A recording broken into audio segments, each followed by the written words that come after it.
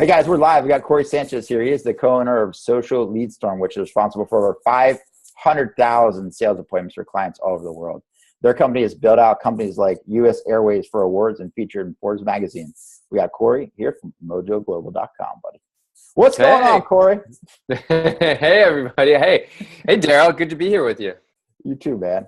I just got to give a shout out. I was thinking about this earlier today, and I realize now, Cory, you and I have known each other for about 6 years. You realize that?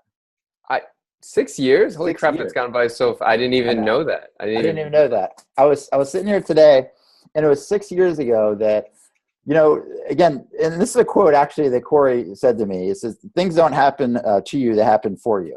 And in this sense, I got a call from a friend of mine to attend what was called a Bill Walsh event, and this event was out in California, and I live in Annapolis, Maryland. So it's not just like driving down the street or something like that. It was a commitment. So I heard Bill Walsh, and I'm like, and my buddy was a football guy, played football at the Naval Academy. He told me that. And I was just kind of like, you know what? I'd love to hear Bill Walsh speak. So I fly out to California, right? And as I'm there, Bill Walsh walks in the room, and I look up at this guy. I'm like, that's not Bill Walsh, right? Because I was thinking Bill Walsh from the 49ers. Did you know that? Oh. the football coach. I'm thinking that's who we're going to learn leadership and business from.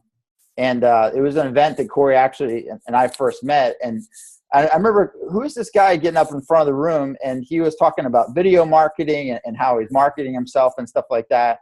And this other gentleman that was his business partner, Ira. And these guys were just awesome.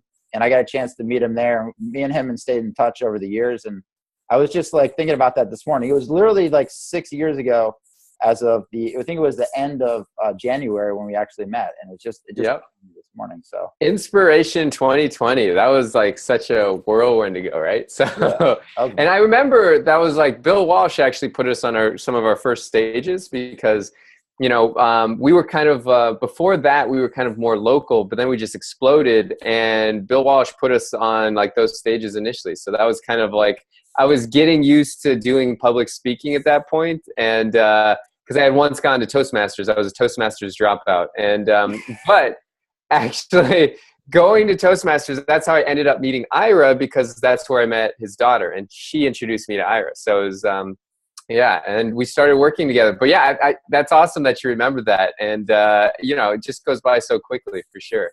Yeah, I remember meeting you, and I was like, man, Cory's got his stuff dialed in, and that was 6 years ago. How old are you now, Cory? I'm 31 years old. You're 25 at the time, and I remember thinking, who's this young guy that's got his stuff so dialed in? And I was like, and Ira and you guys were just like two peas in a pod, and that guy is phenomenal himself. So tell me, how did you get started in business in general? Like, audience wants to know along lines of like, a lot of people come up with ideas, but they actually don't bring them into action. And where was it that you kind of got bit on that entrepreneur bug at a young age? Okay, so I'll tell you an interesting story. So basically, I was at the time a scientist. I was a scientist. I was working for the Center for Infectious Disease and Vaccinology. I was working on plant-based vaccines that you could eat instead of get injected into you, right? So it was much more, you could make it for much cheaper, and you didn't need to keep it cold, right? So this was the stuff I was working on, and I was a total scientist, right? And I worked 90% of my time was spent with plants.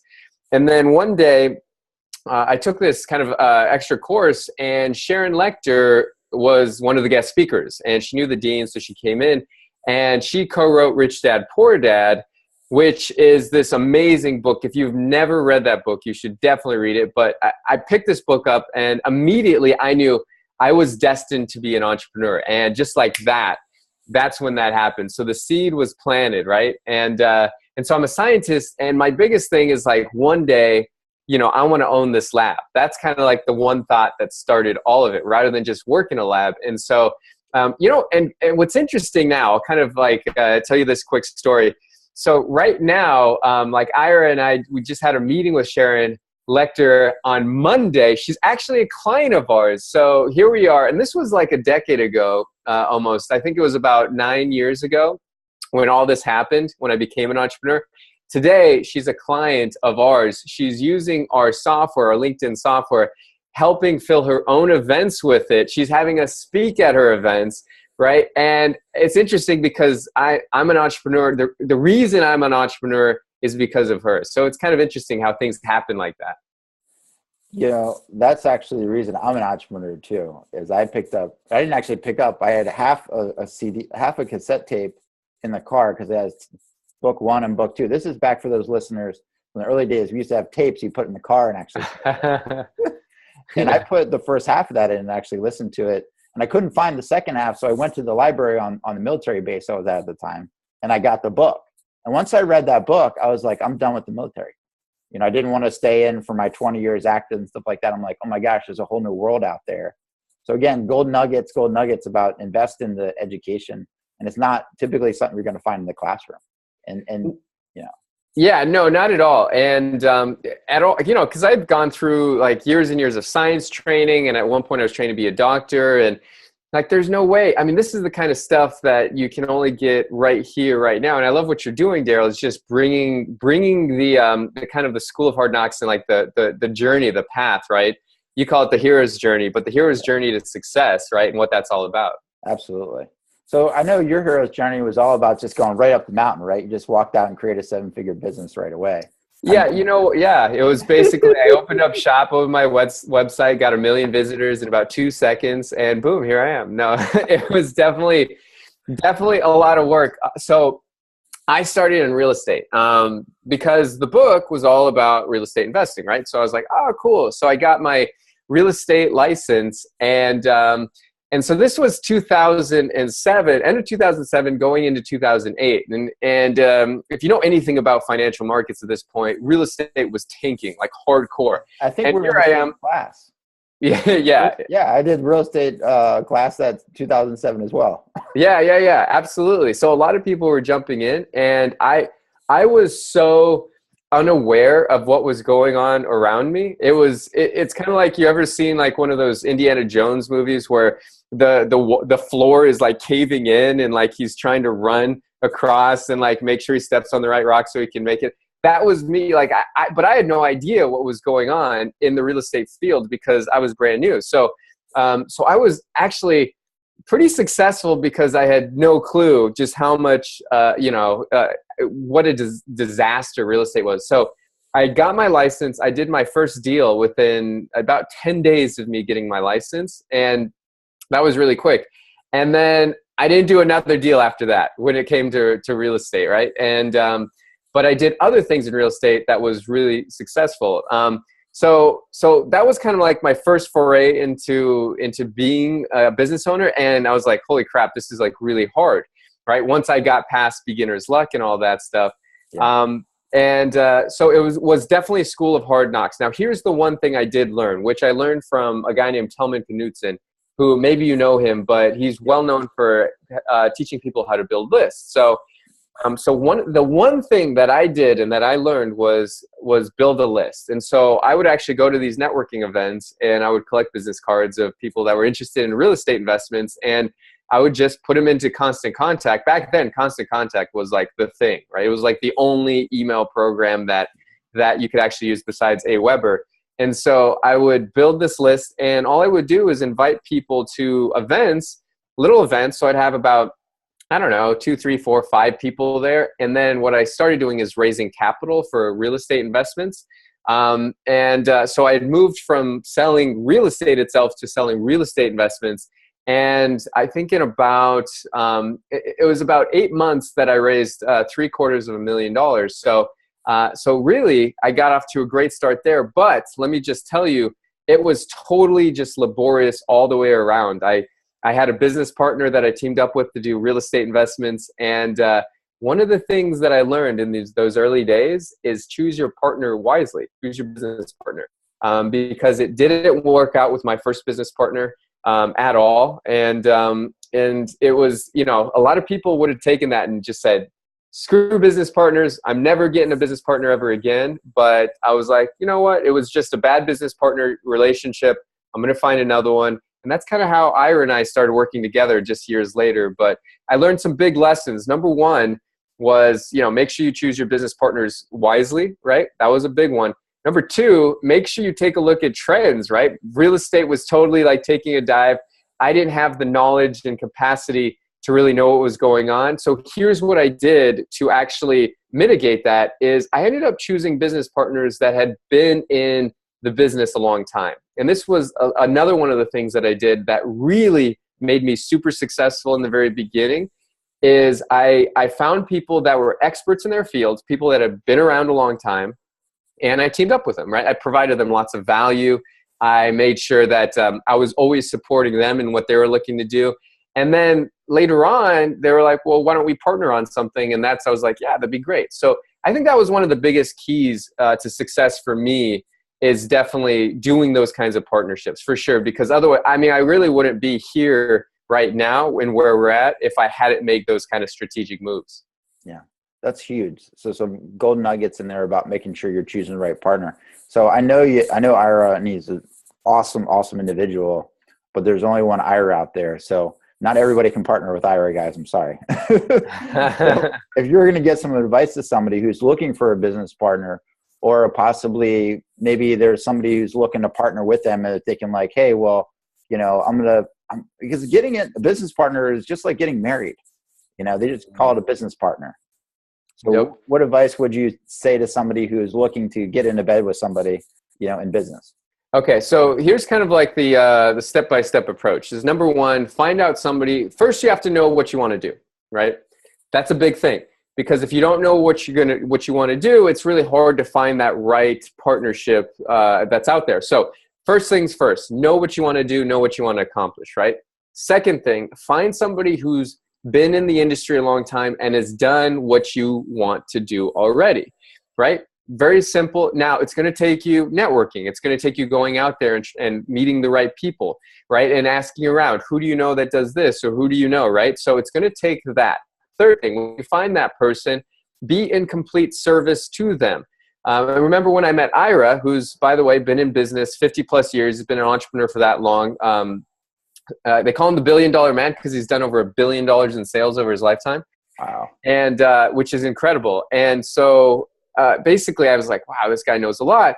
But the first thing that I did is like we built the relationship by training for marathons. At the time, Ira was training for marathons. I was like, I'll train for a marathon. I can do that. I'll train with him. It's always good to run with somebody. So we would just run on the weekends, and so we just kind of swapped stories, and I'd learn about him. And by the way, I used to be a gymnast, right? So back in the day, I was one of the top in the country on pommel horse and rings, and I'm not really a long distance runner. I'm more of a sprinter, right? I've got that quick reflex and not the long distance stuff. So, but I knew I wanted to make an investment in the relationship. So I started running with him, and we just kind of swapped stories. And at the time, he was doing events, giving back, teaching entrepreneurs the things he's learned over the many years of him being an entrepreneur. So I helped him put the event together, helped him with his presentations. I helped him do some follow-up calls for all the people that are at the event. And I just gave. And at the end of that, like, he was like, wow, this is really cool. He's like, we should do some more stuff together. And I was like, yeah, cool. And the opportunity came up because I was at the time about to meet with one of the biggest dental companies in the Southwest. And I was like, wow, this is a really great opportunity. Ira, can you come help me close the deal? Because it was the biggest deal I had ever that was ever in front of me. And so how old are you now at this point?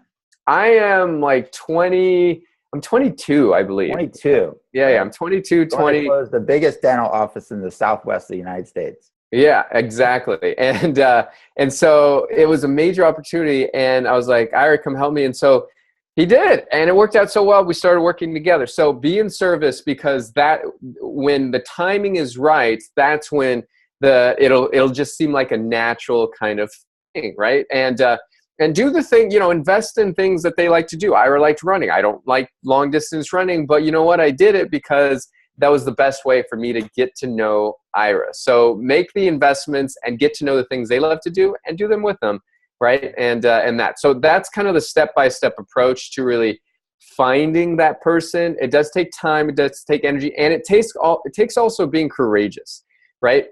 You have to be courageous in order to make the ask when it's required. Okay.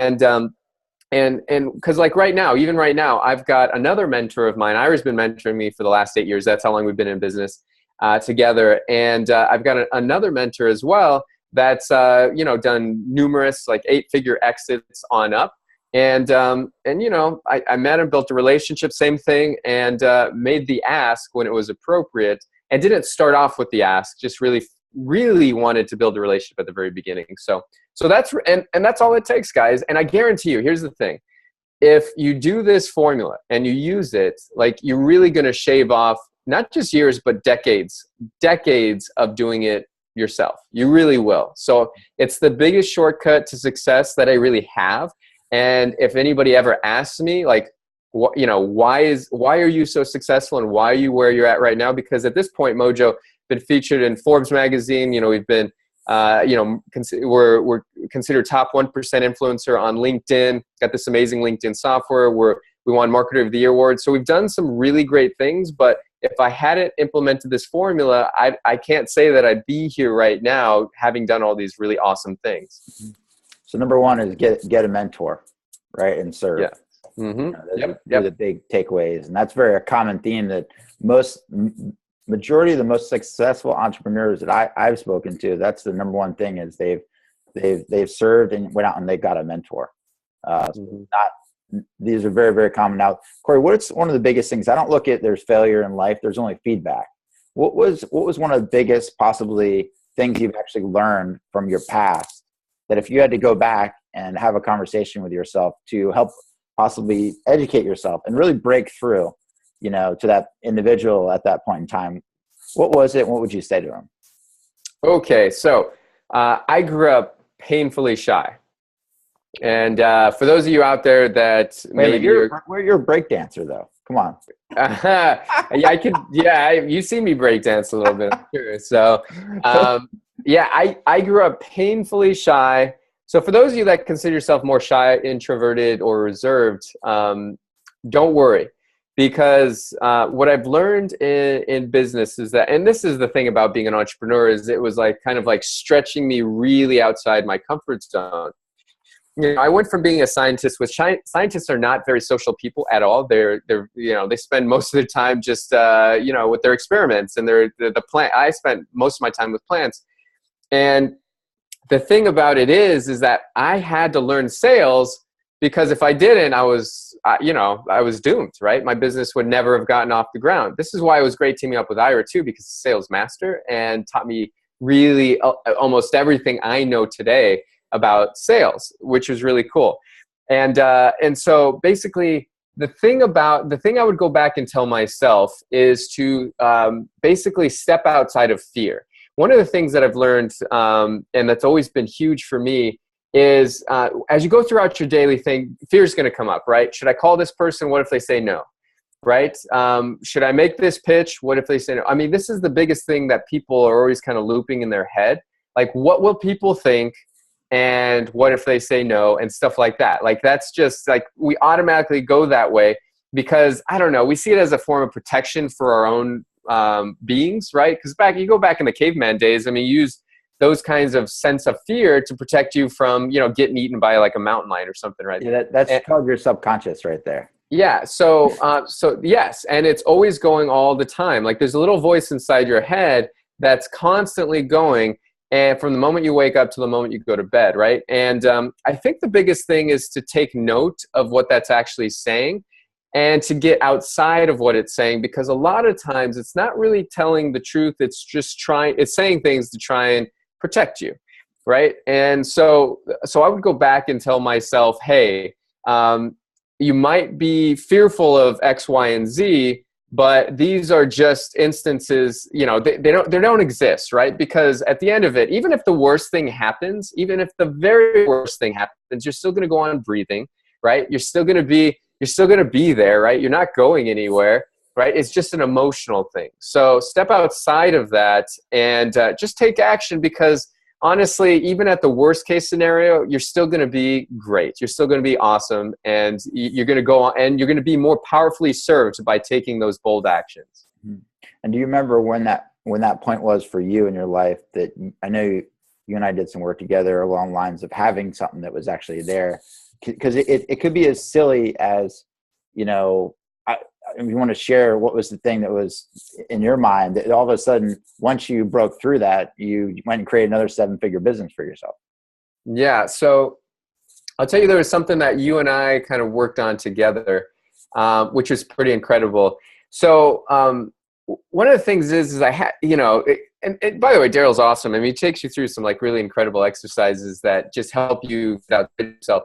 So this was kind of a really cool, interesting thing, because one of the things that I didn't realize is that your memories of the past oftentimes zoom in and affect you in the present and in the future. And so it's important to neutralize those. Let me tell you a little story. So when I was about, I was less than 10 years old, right? And I was playing basketball.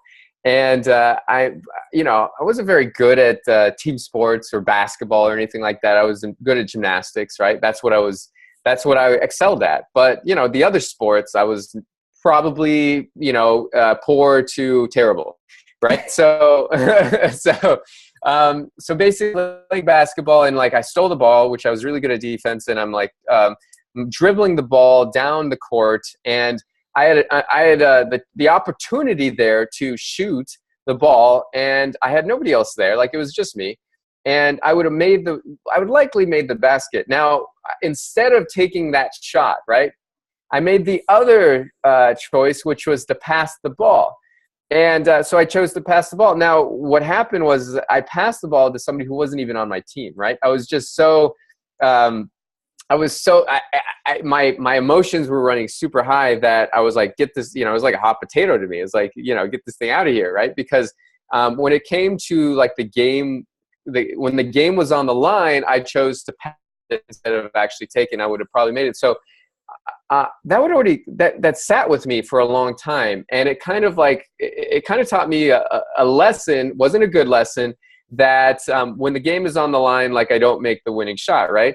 And it was something that always stuck there, and I didn't quite realize it. So it was cool because I worked with Daryl, and he actually helped me really overcome that.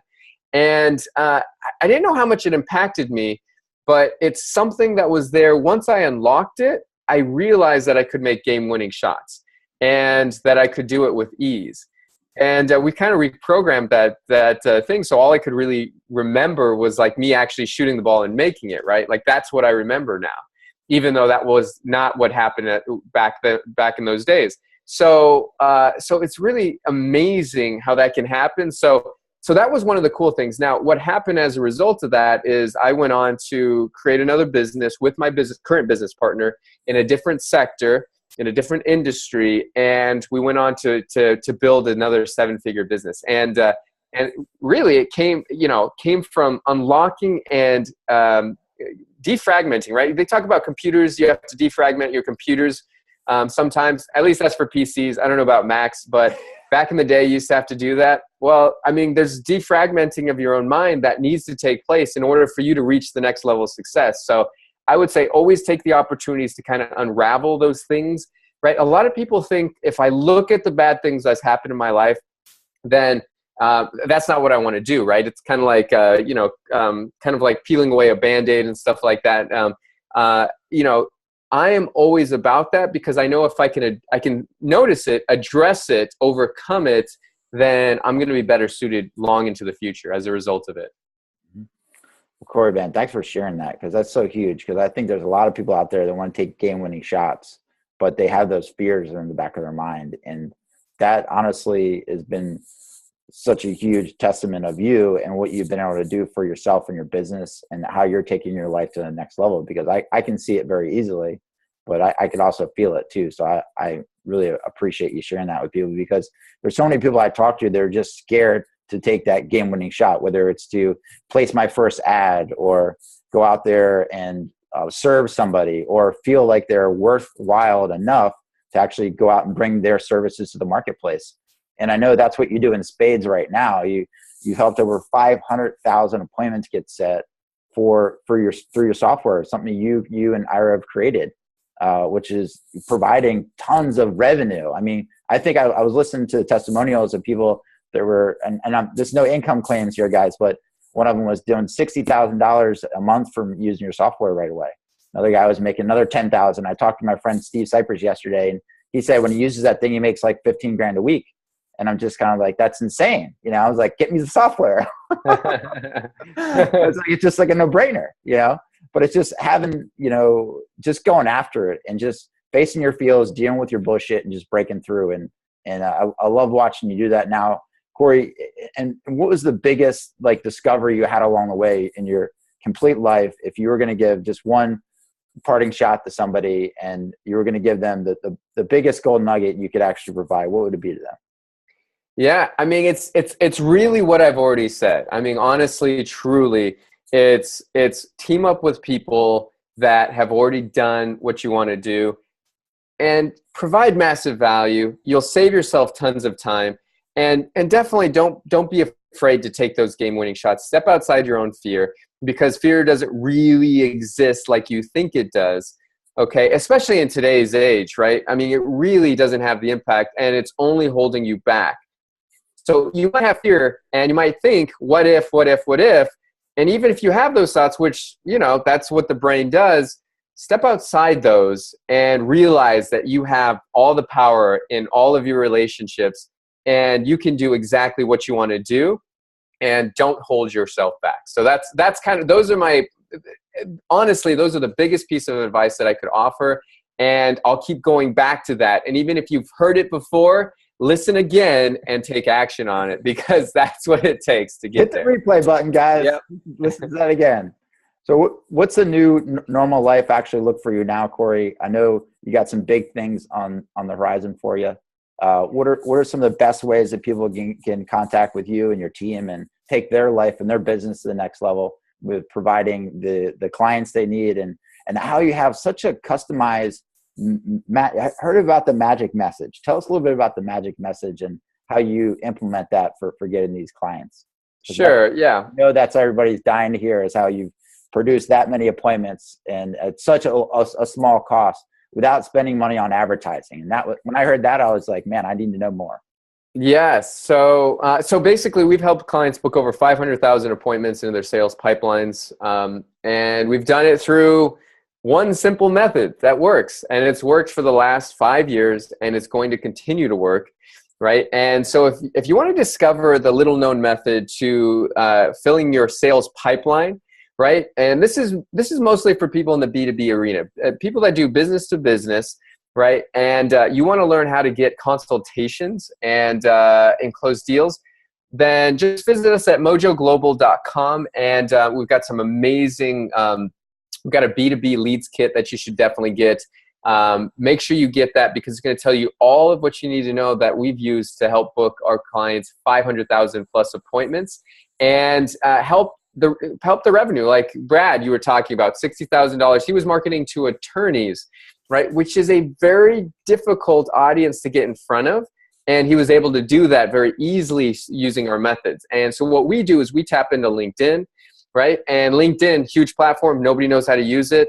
Big surprise, right? And the people that are teaching how to use it are teaching the regular stuff that you've always heard, right? Work on your profile, all that stuff. Well, it turns out that's not really what it takes to be successful. So if you want to find out the secrets and the formulas, go to mojoglobal.com. We got an amazing training video that shows you exactly what you need to do that you can start using right away in your own business to start booking appointments. So there you have it. Well, I know myself personally is already booked in with his team to get on there and get the demonstration, get the thing live for myself. So, Cory, I appreciate you spending the time and sharing some gold nuggets, guys, because it's priceless information that Cory's sharing with us today. And Cory, hats off to you, brother. I look forward to seeing you on the horizon. Yeah, you got it. Absolutely. Thanks so much, and we'll talk to you guys soon. Bye.